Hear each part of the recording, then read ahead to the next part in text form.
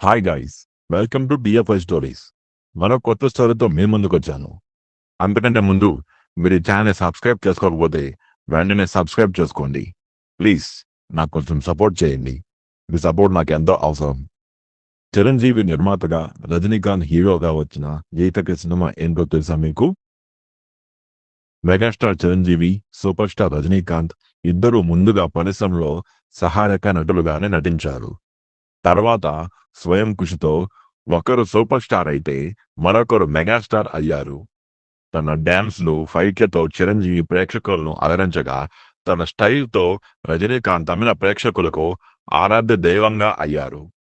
Career ప్రారంభంలో వీరిద్దరూ కలిసి కాళీ, బందిపోటు, సింహం లాంటి సినిమాలు చేశారు. తర్వాత స్టార్ హీరోలుగా మారడంతో కలిసి చేయడానికి వీలు పడలేదు. 7-10 వయసులో కూడా యువ హీరోలకు ధీటుగా సినిమాలు నటిస్తూ తమ నిబద్ధతను చాటుకుంటున్నారు. చిరంజీవి, విజయశాంతి హీరోయిన్లుగా గీతా ఆర్ట్స్ పతాకంపై అల్లు అరవింద్ అత్తకు ఎముడు, అమ్మాయికి మొగుడు సినిమా నిర్మించారు.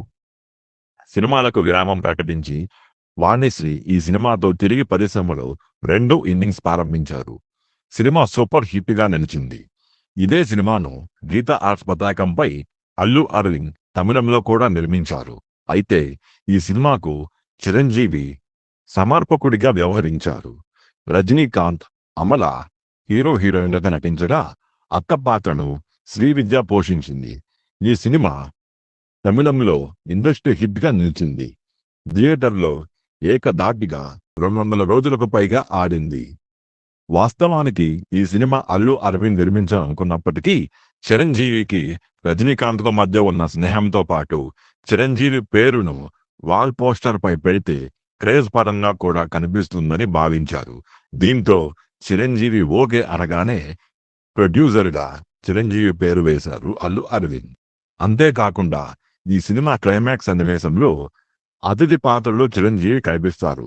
అలా చిరంజీవి నిర్మాతగా, రజనీకాంత్ హీరోగా రూపొందుకున్న ఏకైక చిత్రం మా పిల్లై నిలిచింది.